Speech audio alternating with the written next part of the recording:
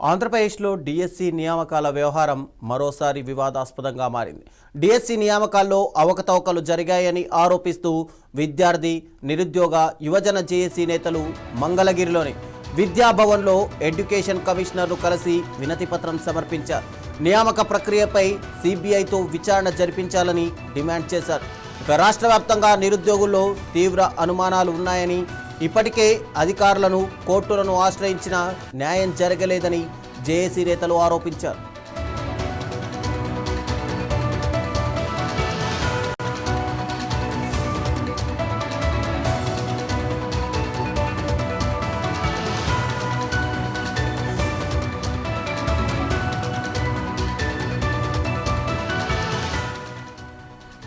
డిఎస్సిలో తొలి ర్యాంక్ సాధించిన అభ్యర్థికి ఉద్యోగం ఇవ్వకపోవడం, స్పోర్ట్స్ కోటా కింద తీసుకొచ్చిన జీవో నెంబర్ 4 ద్వారా పరీక్ష లేకుండానే పోస్టుల భర్తీ చేశారంటూ జేఏసీ తీవ్ర ఆరోపణలు చేసింది.